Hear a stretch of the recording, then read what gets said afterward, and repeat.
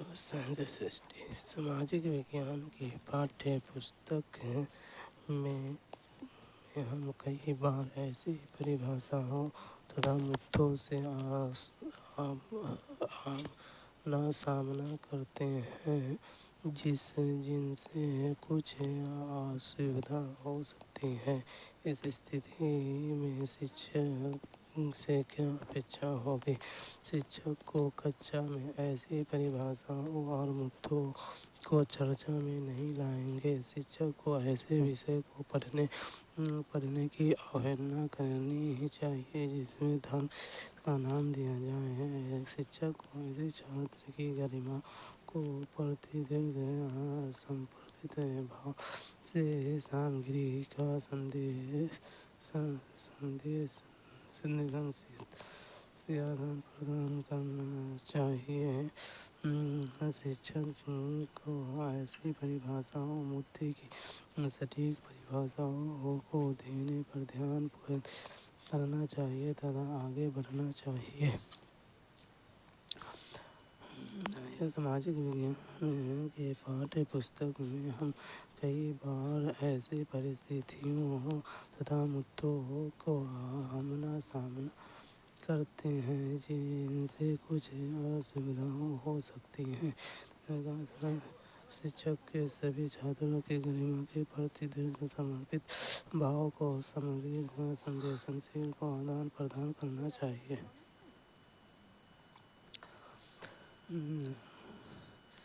बच्चे को ऐसे के लिए एक उचित सीखने का माहौल स्थापित करने के लिए संवेदनशीलता एक शिक्षण का एक महत्वपूर्ण गुण है जो पूर्वाग्रह से मुक्त है और समावेशिता को बढ़ावा देता है। शिक्षक को कक्षा में असहज परिस्थितियों को संवेदनशीलता को संभालना चाहिए और प्रत्येक समुदाय की गरिमा का ख्याल रखना चाहिए। कक्षा में छात्र विभिन्न समुदायों से आते हैं। एक संभावना है कि उनमें से कुछ अल्पसंख्यक समुदायों जैसे दलित या मुस्लिम आदि से संबंधित होते हैं। नतीजतन कक्षा में ऐसी परिस्थितियों का सामना करने के दौरान विवेकपूर्ण होना शिक्षक का दायित्व है। पहला चरण जिसका पालन शिक्षकों को करना चाहिए वह यह है कि इन समुदायों की चिंताओं को कुशलता से समाधान किया जाए। इस प्रकार का निष्कर्ष निकालता है कि कक्षा की चर्चाओं से असहज शर्तों और मुद्दों को न लाना और विशेष समुदायों से संबंधित कुछ विषयों को पढ़ाने से बचना समाधान नहीं है। ऐसे शब्दों और मुद्दों की सटीक परिभाषा देने पर ध्यान केंद्रित करना और आगे बढ़ना शिक्षक की उन परिस्थिति का समाधान करने में असमर्थता को दर्शाता है। दिए गए परिदृश्य को ध्यानपूर्वक पढ़िए। निम्नलिखित में से कौन सा शिक्षक को अपने विद्यार्थियों के साथ दिल्ली के ऐतिहासिक स्थलों की यात्रा करने की योजना बनाने के अवसर प्रदान करता है।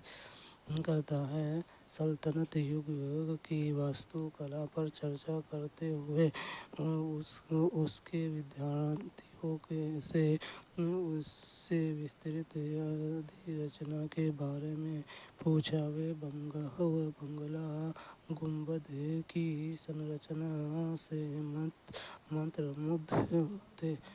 उसके विद्यार्थी अपनी आगामी कला प्रदर्शनी के लिए पितरता ड्यूरा स्तंभ के पैटर्न को पेंट करना चाहते हैं।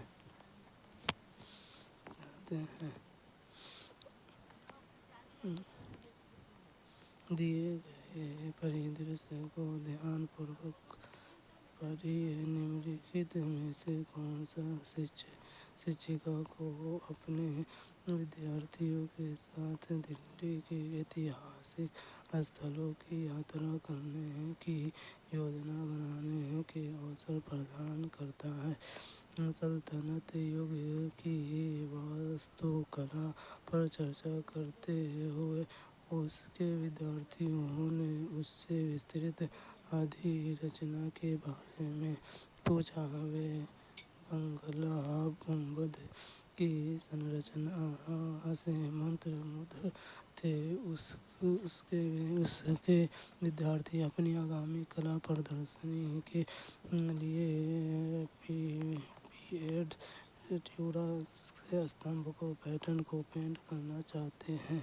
ABC स्मारक इतिहास का एक बहुत ही महत्वपूर्ण और रुचिकर विषय है और यह छात्रों को बहुत आकर्षित करता है। और एक स्मारक की यात्रा इस विषय को जीवंत और रुचिकर बनाती है।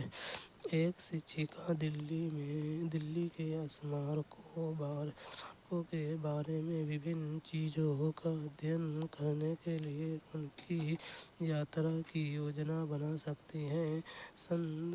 सल्तनत काल की वास्तुकला पर चर्चा करते समय यह छात्रों को अधिरचना की समझ प्रदान करेगा। यदि वे बंगला गुंबद की संरचना से मंत्रमुग्ध हो जाते हैं तो यह उनकी रुचि को उन्नत करने का अवसर देगा। वे स्मारकों की संरचना के बारे में जानेंगे और अपनी आगामी कला प्रदर्शनी के लिए पितरा ड्यूरा के स्तंभों के पैटर्न को पेंट करने में उनकी मदद करेगी। अतः यह निष्कर्ष निकाला जाता है कि कथन ABC उन स्थितियों को दर्शाते हैं जिससे किसी स्मरण की यात्रा करने से बच्चे को सीखने की प्रक्रिया में मदद मिल सकती है। उच्च प्राथमिक कक्षा में सामाजिक असमानता के संपर्क को आरंभ करने के लिए प्रयोग किया जा सकता है। अंकरे चित्र निबंधन व्याख्यान केस व्यक्ति अध्ययन इनमें से सबसे उपयुक्त शिक्षक गतिविधियों का चयन कीजिए। उच्च प्राथमिक कक्षा में सामाजिक असमानता के संपर्क को आरंभ करने के लिए प्रयोग किया जा सकता है। आंकड़े चित्र निबंधन केस व्यक्ति अध्ययन ABT सामाजिक असमानता एक ऐसी स्थिति का वर्णन करती है जिसमें लोग के पास धन प्रतिष्ठा और शक्ति की अलग-अलग मात्रा होती है। प्रत्येक समाज में हम कुछ हद तक असमानता देख सकते हैं। सामाजिक असमानता हमारे समाज में लिंग भेद आर्थिक स्थिति धर्म जाति आदि के कारण मौजूद है। विभिन्न स्रोतों के माध्यम से उच्च प्राथमिक कक्षाओं के छात्र को सामाजिक असमानता के बारे में पढ़ाया जा सकता है क्योंकि वह तार्किक रूप से परिपक्व होते हैं और विभिन्न प्रकार की असमानताओं के बारे में उनके अपने सामाजिक अनुभव होते हैं। इसमें निम्नलिखित शामिल हैं।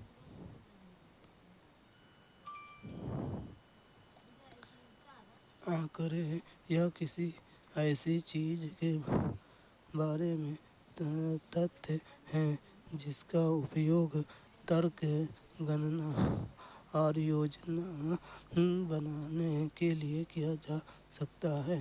चित्र निबंध यह तस्वीरों का एक समूह है जिसका उपयोग किसी विषय का पता लगाने के लिए किया जाता है। केस व्यक्तिगत अध्ययन यह किसी एक व्यक्ति, समूह या घटना का गहन अध्ययन है। ये सभी स्रोत उन्हें समाज में व्याप्त विभिन्न प्रकार की असमानताओं का उदाहरण प्रदान करेंगे। एक सामाजिक विज्ञान शिक्षक के रूप में आप छात्रों को पाठ्य पुस्तक में पूर्वाग्रह पहचानने में कैसे मार्गदर्शन करेंगे? आप उन्हें केवल सरकारी दस्तावेजों के प्रयोग करने को उत्साहित करेंगे। वे जो पढ़ते हैं उसके लिए उन्हें प्रमाण तलाशने के लिए उत्साहित करेंगे।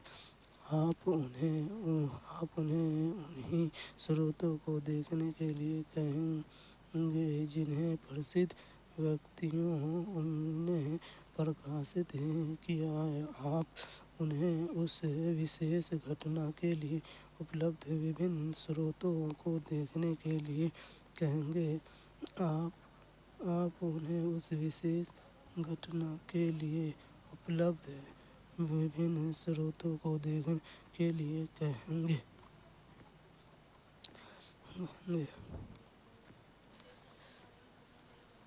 एक सामाजिक विज्ञान के शिक्षक में आप छात्रों पाठ्य पुस्तकों पर पूर्वाग्रह पहचानने में कैसे मार्गदर्शन करेंगे? वे जो पढ़ते हैं उसके लिए उन्हें प्रमाण तलाशने के लिए उत्साहित करेंगे। आप उन्हें उन्हीं स्रोतों को देखने के लिए कहेंगे जिन्हें प्रसिद्ध व्यक्तियों ने प्रकाशित किया है। आप उन्हें उस विशेष घटना के लिए उपलब्ध विभिन्न स्रोतों को देखने के लिए कहेंगे।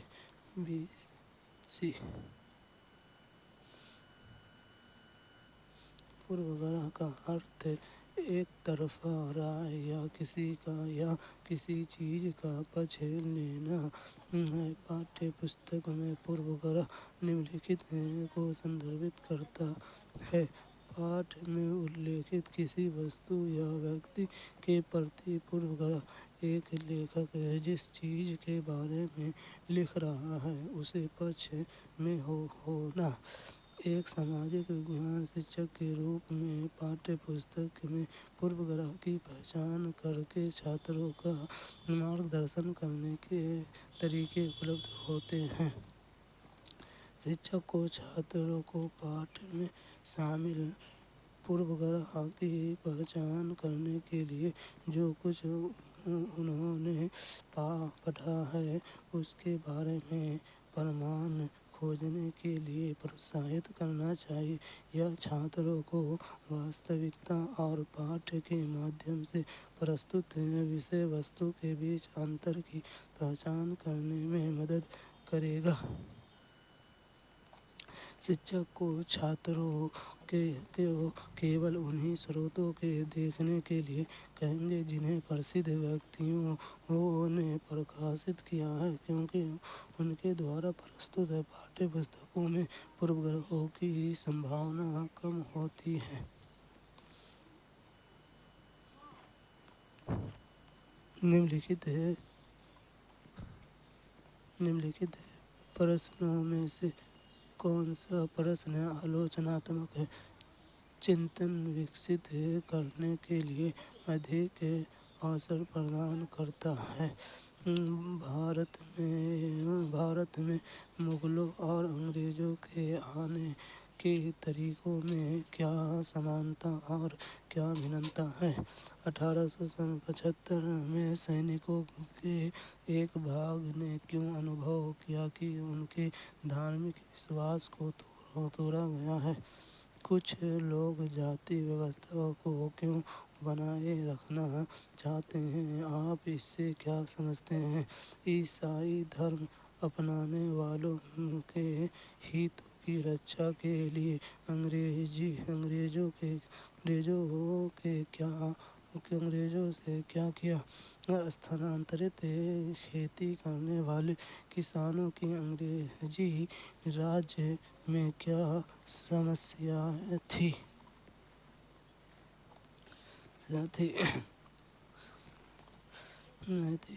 निम्नलिखित प्रश्नों में से कौन सा प्रश्न आलोचनात्मक चिंतन विकसित करने के लिए अधिक अवसर प्रदान करता है? भारत में मुगलों और अंग्रेज़ों के आने के तरीकों में क्या समानता और क्या भिन्नता है? 1875 में सैनिकों को एक भाग में क्यों अनुभव किया कि उनके धार्मिक विश्वासों को तोड़ा गया है? कुछ लोग जाति व्यवस्था को क्यों बनाए रखना चाहते हैं? आप इससे क्या समझते हैं?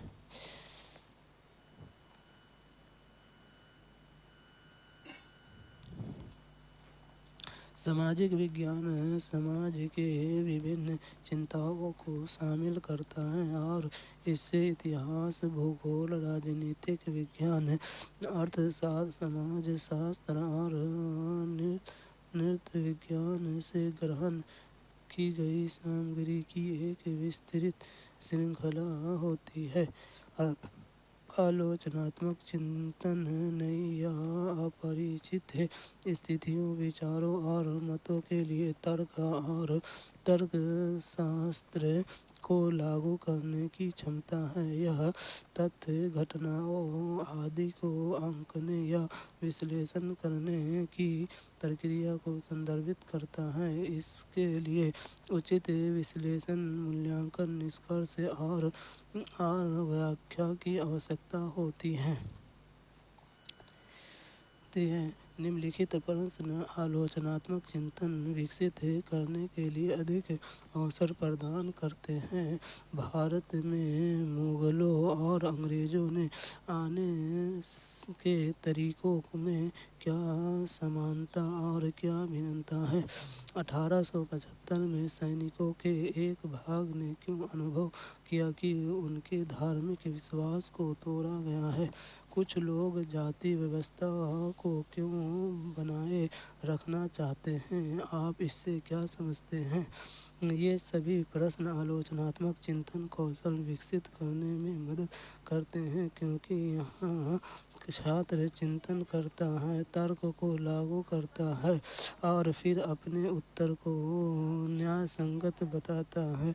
विचारक विभिन्न पहलुओं जैसे अन्वेषण, जांच आदि में शामिल होकर समाधान तक पहुँचते हैं।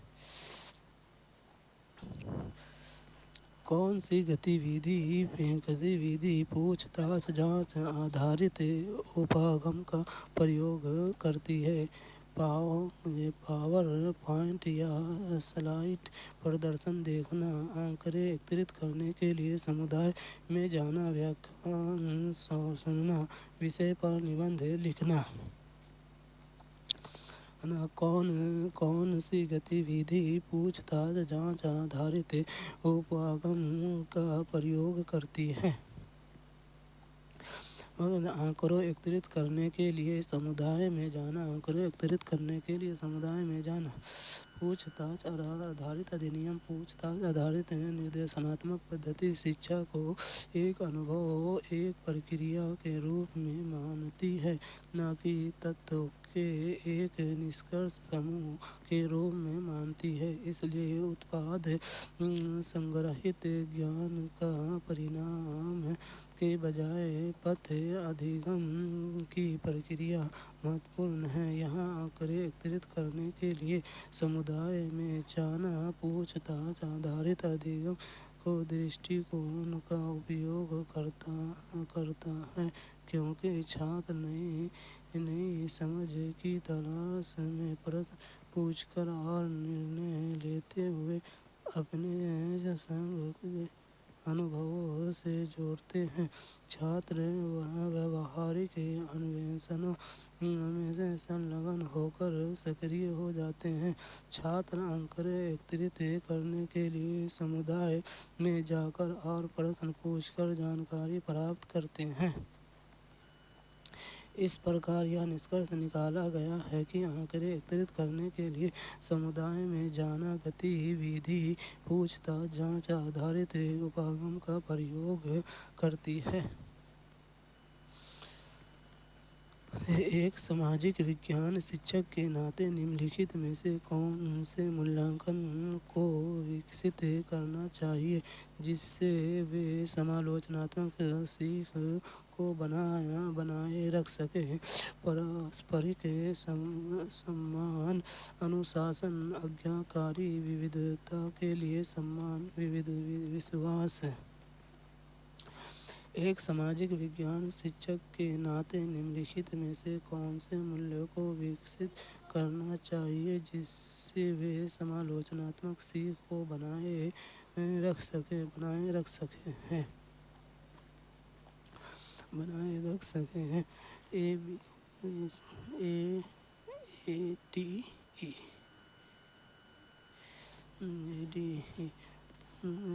एक सामाजिक विज्ञान शिक्षक के नाते निम्नलिखित में से कौन से मूल्यों को विकसित करना चाहिए जिससे वो समालोचनात्मक सीख को बनाए रख सकते हैं?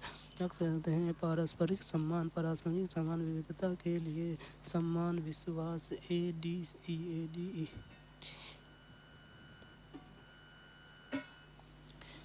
समालोचनात्मक चिंतन नई या अपरिचित स्थितियों, विचारों और सुझावों पर कौशल और तर्क को लागू करने की क्षमता है। यह तथ्य, घटनाओं आदि का न्याय करने या विश्लेषण करने की प्रक्रिया को संदर्भित करता है। इसलिए इसके लिए उचित विश्लेषण, मूल्यांकन, अनुमान और स्पष्टीकरण की आवश्यकता होती है।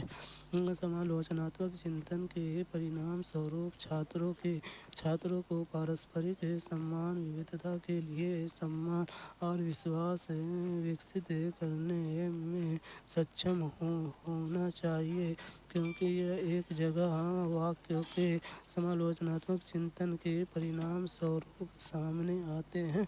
अनुशासन और आज्ञाकारी पूरी तरह से अमूर्त गुण हैं जो समालोचनात्मक चिंतन प्रक्रिया से संबंधित नहीं हैं, जिन्हें किसी भी तरह के चिंतन या सोच प्रक्रिया के बिना प्रदर्शित किया जा सकता है।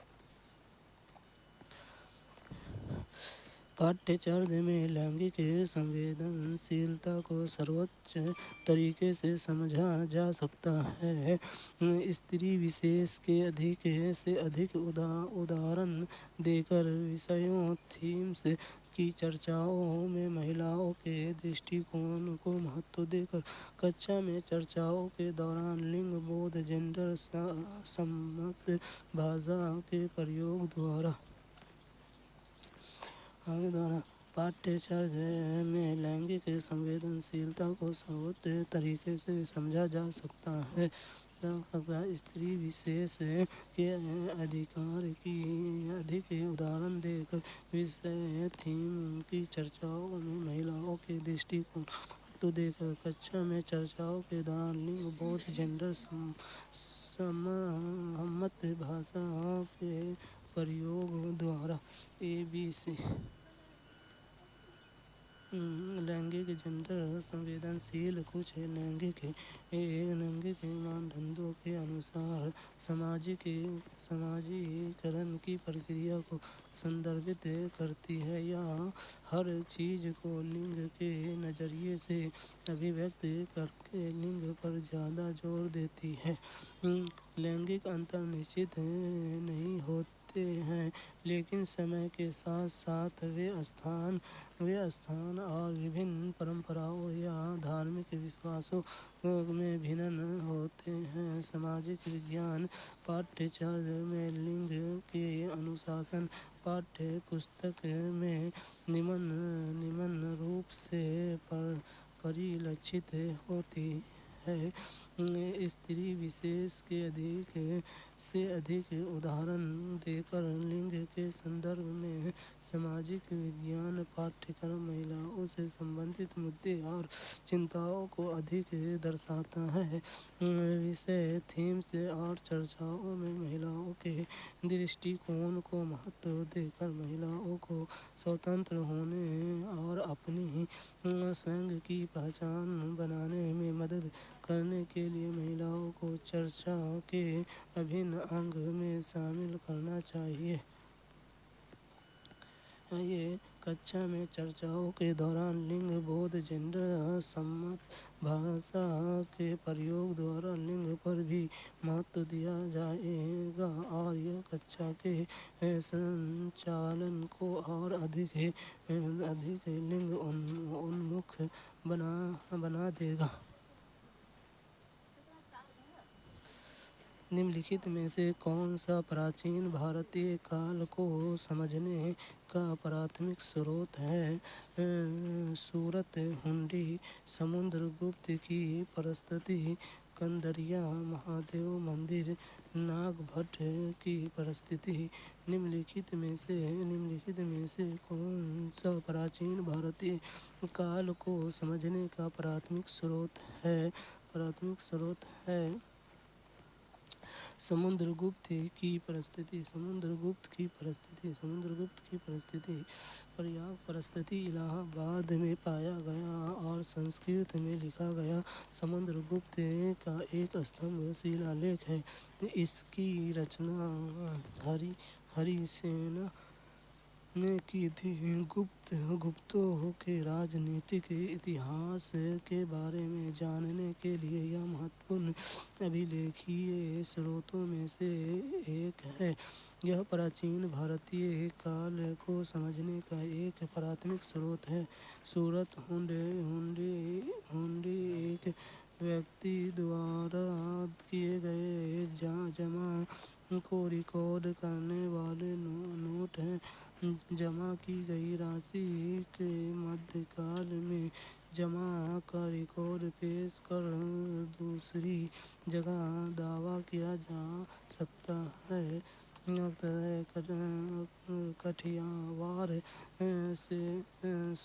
सेंटो या महाजनों मनी चर्च के सूरत में विशाल बैंकिंग घराने थे। उल्लेखनीय है कि सूरत हुंडियों को मिस्र के काहिरा, इराक के बसरा और बेल्जियम में एंटवर्प के दूर दराज के बाजारों में सम्मानित किया गया था। कंदरिया महादेव मंदिर भारत में मध्ययुगीन काल के संरक्षित मंदिरों में कंदरिया महादेव मंदिर को संरक्षित मंदिर के रूप में सर्वोत्तम उदाहरण माना जाता है। शिव को समर्पित कंदरिया महादेव मंदिर का निर्माण 1999 में चंदेल वंश के राजा धनग-देव ने किया था। नागभट्ट की प्रस्तुति संस्कृत में लिखी गई और मध्य प्रदेश में ग्वालियर में पाई गई। यह प्रतिहार राजा नागभट्ट के कारनामे का वर्णन करती है। उच्च प्राथमिक स्कूल में परियोजना कार्य हेतु जब जब शिक्षक छात्रों को शोध लेख, किताबों, फोटोग्राफ, ऑडियो और वीडियो रिकॉर्ड सामग्री और वेबसाइट आदि जैसे चीज़ें प्रदान कर रहे हैं, उनका उद्देश्य निम्नलिखित में क्या होगा? स्कूल परियोजना को वैज्ञानिक रूप से सुगम बनाना, जांच प्रक्रिया में प्रमुख घटकों के रूप में प्रति पृष्ठ की जानकारी प्रदान करना, राष्ट्रीय स्तर के सेमिनारों, कार्यशाला, सम्मेलनों आदि में भाग लेने का योग्य बनाना, साहित्य और समीक्षात्मक शिक्षण, उच्च प्राथमिक स्कूल में परियोजना कार्य हेतु जब शिक्षक छात्रों को शोध लेख, किताबें, फोटोग्राफ, ऑडियो और वीडियो रिकॉर्डिंग सामग्री और वेबसाइट आदि जैसी चीज़ें प्रदान कर रहे हैं, उनका उद्देश्य निम्नलिखित में क्या होगा? जांच प्रक्रिया के प्रमुख घटकों के रूप में पृष्ठभूमि की जानकारी प्रदान करना, शोध लेख, किताबों, फोटोग्राफ, ऑडियो और वीडियो रिकॉर्डिंग सामग्री और वेबसाइट आदि जैसी चीज़ों सूचना के स्रोत हैं। वह कुछ ज्ञान एकत्रित करने में बच्चे की मदद करते हैं। ज्ञान एक उद्देश्य के लिए एकत्रित किया जाता है तथा यह जांच प्रक्रिया का एक महत्वपूर्ण घटक है। एक पूछताछ, एक प्रश्न, एक जांच सूचना के लिए अनुरोध और यह जानकारी प्राप्त करने की प्रक्रिया है। यहाँ के शिक्षक शोध लेख, किताबें, फोटोग्राफ, ऑडियो और वीडियो रिकॉर्डिंग सामग्री और वेबसाइट आदि जैसे चीज़ों के माध्यम से जांच प्रक्रिया के प्रमुख घटकों के रूप में पृष्ठभूमि की जानकारी प्रदान करने की कोशिश कर रहे हैं। निम्नलिखित में से कौन सी आकलन पद्धति छात्रों के अधिगम को आगे बढ़ाने के लिए प्रत्येक छात्र को विवरणात्मक प्रतिपृष्ठ प्रदान करती है? अधिगम के लिए आकलन, अधिगम की तरह आकलन, अधिगम का आकलन, योगात्मक सारांश का आकलन। निम्नलिखित में से कौन सी आकलन पद्धति छात्रों के अधिगम को आगे बढ़ाने के लिए प्रत्येक छात्र को विवरणात्मक प्रतिपृष्ठ प्रदान करती है? अधिगम के लिए आकलन, अधिगम के लिए आकलन, अधिगम के लिए आकलन शिक्षक अधिगम की प्रभावकारिता को सिद्ध करके अधिगम को बढ़ावा देने का कार्य करता है। जब शिक्षक छात्रों की निरंतर भागीदारी और इनपुट के साथ छात्रों की रुचियाँ, क्षमताओं और से अधिगम की प्रगति पर प्रासंगिक सूचना के माध्यम से अपनी शिक्षण योग्यताओं को अनुकूलित कर सकते हैं। अधिगम के लिए आकलन आम तौर पर प्रकृति में रचनात्मक होता है और शिक्षकों को अपने छात्रों की प्रगति की निगरानी करने और तदनुसार निर्देश को संशोधित करने में मदद करता है। यह आकलन पद्धति छात्रों की अधिगम को आगे बढ़ाने के लिए प्रत्येक छात्र को विवरणात्मक प्रतिपृष्ठ प्रदान करती है।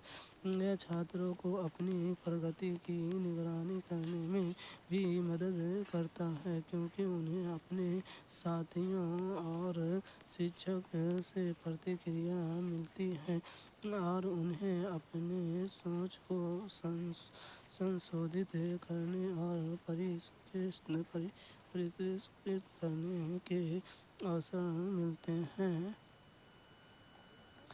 इस प्रकार यह निष्कर्ष निकाला जाता है कि अधिगम के लिए आकलन पद्धति छात्रों के अधिगम को आगे बढ़ाने के लिए प्रत्येक छात्र को विवरणात्मक परिपृष्ठ प्रदान करती है। अधिगम के रूप में आकलन यह एक गतिविधि या कार्य का उपयोग है जो बच्चे को अपने संग के अधिगम में सुधार के लिए आकलन का उपयोग करने में मदद करता है।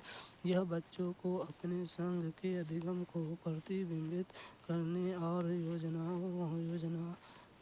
समायोजन करने में मदद करता है ताकि वे संकल्पनाओं की गहन समझ प्राप्त कर सकें। अधिगम का आकलन आम तौर पर योगात्मक प्रकृति का होता है जो एक कक्षा पाठ्यक्रम सत्र या शैक्षणिक वर्ष के अंत में होता है और इसका उद्देश्य अधिगम के परिणामों को मापना और छात्र अभिभावकों और प्रशासकों को इन परिणामों का विवरण प्रस्तुत करना है। योगात्मक आकलन व्यक्तियों को प्रमाण पत्र देने और चुनिंदा कार्य के लिए उपयुक्त व्यक्ति का चयन करने में मदद करता है। निम्नलिखित प्रश्नों में से कौन से संप्रदायात्मक विज्ञान का आकलन करते हैं? जल संरक्षण के 3 तरीके बताइए। यूरोप में किस प्रकार के कपड़े का बड़ा बाजार था?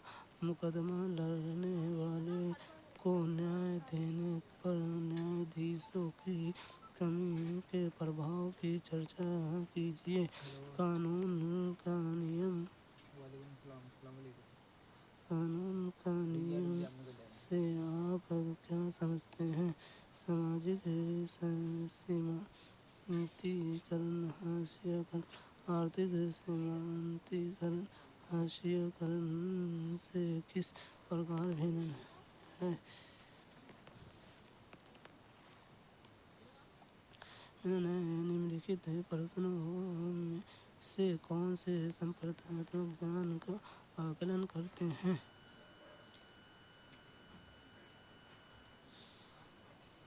कानून का नियम से आप क्या समझते हैं? सामाजिक सीमांतीकरण हाशियाकरण आर्थिक सीमांतीकरण हाशियाकरण से किस प्रकार भिन्न है?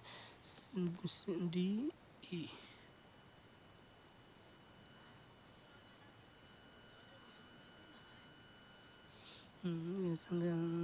संकल्पनात्मक ज्ञान इसे संकल्पनाओं सिद्धांतों और वादों के ज्ञान के रूप में समझा किया जाता है जो छात्र मुख्य रूप से पठन लेखन और अनुभव के माध्यम से कक्षा में सीखते हैं। संकल्पनात्मक ज्ञान कक्षा में अध्ययन की गई संकल्पनाओं और अधिगमकर्ताओं को व्यक्तिगत जीवन के बीच एक सेतु बनाता है। उदाहरण अगर सामाजिक विज्ञान में छात्र समाजीकरण की संकल्पनाओं का अध्ययन करता है तो उसे अपने दैनिक जीवन में इस संकल्पनाओं का उपयोग करने में सक्षम होना चाहिए। संकल्पनात्मक ज्ञान दैनिक जीवन में विभेदीकरण विश्लेषण और कार्यान्वयन के कौशल के विकसित करता है। कानून का नियम से आप क्या समझते हैं? सामाजिक सीमांतीकरण हाशियाकरण आर्थिक सीमांतीकरण हाशियाकरण से किस प्रकार भिन्न है? इन प्रश्नों के उत्तर देने से पहले छात्र कानून का शासन आर्थिक और सामाजिक हाशिए पर जाने की अवधारणाओं को जान होगा। सामाजिक विज्ञान में खुली पुस्तक ओपन बुक परीक्षा का प्राथमिक उद्देश्य क्या है? सहयोग और सामूहिक वक्ता के कौशल को आंकना, विषयगत ज्ञान को आंकना, सामाजिक व कौशलों को आंकना, प्रतिक्रिया और आलोचना कौशल को आंकना। सामाजिक विज्ञान में खुली पुस्तक ओपन बुक परीक्षा का प्राथमिक उद्देश्य क्या है? प्रतिक्रिया और आलोचनात्मक कौशल को आंकना। खुली पुस्तक ओपन बुक परीक्षा की भी मूल्यांकन के क्षेत्र में एक और महत्वपूर्ण समसामयिक विकास है। खुली पुस्तक ओपन बुक परीक्षा के दौरान प्रश्नों के उत्तर लिखने के लिए पाठ्य पुस्तक को उपयोग पर जोर देती है।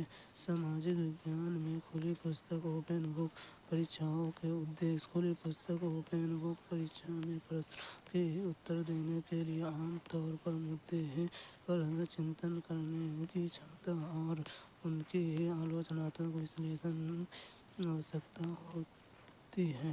यह सामाजिक विज्ञान में शिक्षार्थियों की उच्च क्रम की संज्ञानात्मक क्षमताओं का आकलन करता है। यह शिक्षार्थियों की पाठ में प्रस्तुत अवधारणा की जांच करने, आलोचनात्मक विश्लेषण करने और परीक्षा में इसे प्रासंगिक रूप से प्रस्तुत करने की क्षमता विकसित करता है। यह शिक्षार्थियों को प्रश्नों को हल करने में सहायता करता है, साथ ही मूल्यांकनकर्ताओं को प्रश्नों का विश्लेषण करने, उत्तर प्राप्त करने और उन्हें उत्तर पुस्तिकाओं में व्यवस्थित करने और प्रस्तुत करने के शिक्षार्थियों के कौशल को समझने में मदद करता है। इस प्रकार यह निष्कर्ष निकाला गया है कि सामाजिक विज्ञान में खुली पुस्तक ओपन बुक परीक्षा का प्राथमिक उद्देश्य है प्रतिक्रिया और आलोचनात्मक कौशल को आंकना है। निम्नलिखित प्रश्नों को पढ़िए। इनमें से कौन से ज्ञानात्मक प्रक्रिया को समझ पहलू का आकलन करते हैं? आप अलाउद्दीन खिलजी के शासनकाल में किस कृषक हैं और आप सुल्तान द्वारा मांगे गए करों का भुगतान नहीं कर सकते, आप क्या करेंगे? कुछ पत्थर मशरूम की आकृति के होते हैं। मानना कोलकाता में शाम के 7 बजे का समय है। लंदन जो ब्रिटेन यूनाइटेड किंगडम में ग्रीनविच के समीप स्थित है, वहाँ क्या समय होगा? कौन कौन सा पक्ष त्रिपक्षीय संघर्ष में सम्मिलित था? गरीबी उत्पन्न करने वाले कारकों घटकों की व्याख्या कीजिए। निम्नलिखित प्रश्नों को पढ़िए। इनमें से कौन सा संज्ञानात्मक प्रक्रिया के समझ पहलू का आकलन करते हैं?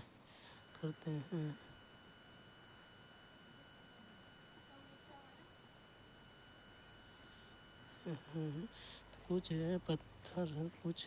पत्थर मशरूम की आकृति के होते हैं। गरीब उत्पन्न करने वाला कारक घटकों को व्याख्या कीजिए। ब्लूम का वर्गीकरण। यह संज्ञानात्मक, भावात्मक और मनोज्ञानात्मक अनुच्छेदों का पदानुक्रमित क्रम है और प्रत्येक अनुच्छेद के कुछ उद्देश्य होते हैं जो अध्यापकों को शिक्षण करने और विद्यार्थियों को अधिगम करने में मदद कर सकते हैं। संज्ञानात्मक अनुच्छेद प्रक्रिया इस अनुच्छेद में एक विद्यार्थी ज्ञान के संबंध स्थापित करता है और परिणाम स्वरूप सर्जन करना, मूल्यांकन करना विश्लेषण करना, अनुप्रयोग करना, अवबोध करना, स्मरण करना सीखता है।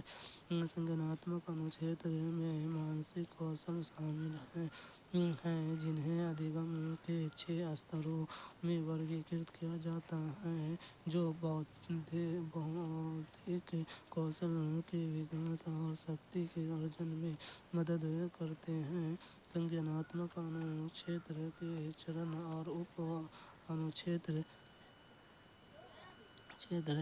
ज्ञान या सूचना को पहचानने और स्मरण करने की प्रक्रिया को संदर्भित करता है। अवबोध या सूचना की व्याख्या और आत्मसात करने की प्रक्रिया को संदर्भित करता है। अनुप्रयोग यह नई और अलग अलग स्थितियों में सूचनाओं का उपयोग की प्रक्रिया को संदर्भित करता है। विश्लेषण यह दी गई सूचना के प्रतिरूप और संबंध की पहचान करने की प्रक्रिया को संदर्भित करता है। संश्लेषण एक नया विचार उत्पन्न करने के लिए सूचनाओं के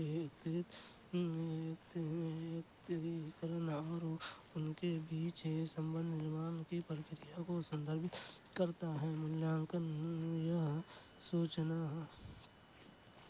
और विषय वस्तु के महत्व के बारे में निर्णय लेने और न्यायोचित निर्णय लेने की प्रक्रिया को संदर्भित करता है।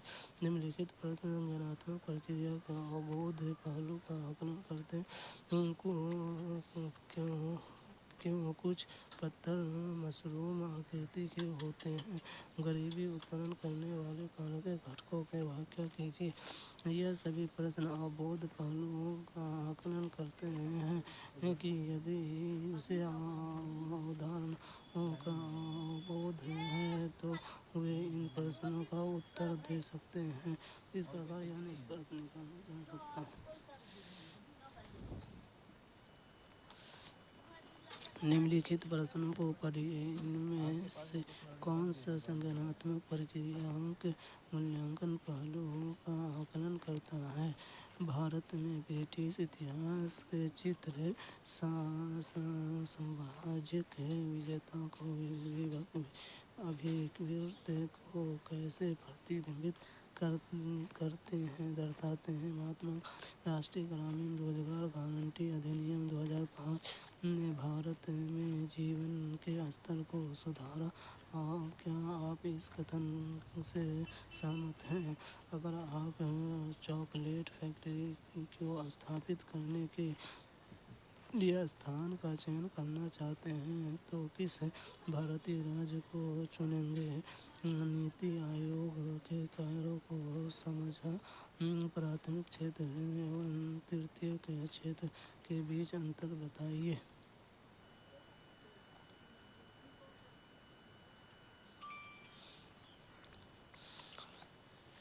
निम्नलिखित प्रश्नों को पढ़ें। इनमें से कौन सा संज्ञानात्मक प्रक्रिया के मूल्यांकन पहलुओं का आकलन करता है? महात्मा गांधी राष्ट्रीय ग्रामीण रोजगार गारंटी अधिनियम 2005 ने भारत में जीवन के स्तर को सुधारा। क्या आप इस कथन से सहमत हैं? अगर आप चॉकलेट फैक्ट्री में स्थापित करने के लिए स्थान का चयन करना चाहते हैं तो किसी भारतीय राज्य को चुनेंगे? क्यों? ABC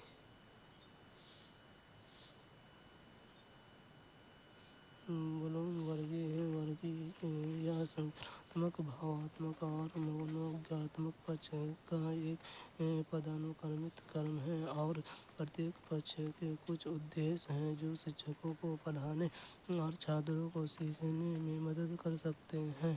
संज्ञानात्मक पक्ष प्रक्रिया या इस पक्ष में एक बच्चा ज्ञान के पहलुओं का सामना करता है और इसलिए निर्माण, गठन करना, मूल्यांकन करना, विश्लेषण करना, अनुप्रयोग करना, समझना और याद रखना सीखता है। संज्ञानात्मक पक्ष में मानसिक कौशल शामिल होते हैं जिन्हें सीखने के 6 स्तरों में वर्गीकृत किया जाता है। जो बौद्धिक कौशल को विकास और शक्ति के अधिग्रहण को में कायल करते हैं। मूल्यांकन उनमें से एक है। मूल्यांकन या विचारों के उपयोग करके स्थितियों के बारे में निर्णय लेने में मदद करता है। सूचना और विषय वस्तु के महत्व के बारे में निर्णय का औचित्य सिद्ध करता है। मूल्यांकन निष्कर्ष निकालने, आलोचन करने, आकलन देने, संबंधित करने और तुलना करने में मदद करता है। निम्नलिखित प्रश्न हैं जो संज्ञानात्मक प्रक्रिया के मूल्यांकन पहलू का आकलन करते हैं। महात्मा गांधी राष्ट्रीय ग्रामीण गारंटी अधिनियम 2005 ने भारत में जीवन के स्तर को सुधारा। क्या आप इस कथन से सहमत हैं? अगर आप चॉकलेट फैक्ट्री को स्थापित करने के लिए स्थान का चयन करना चाहते हैं तो किसी भारतीय राज्य को चुनेंगे क्या? ये संज्ञानात्मक प्रक्रिया के मूल्यांकन का आकलन करते हैं क्योंकि इसमें बच्चा औचित्य, तुलना और संबंध बनाने में सक्षम होगा।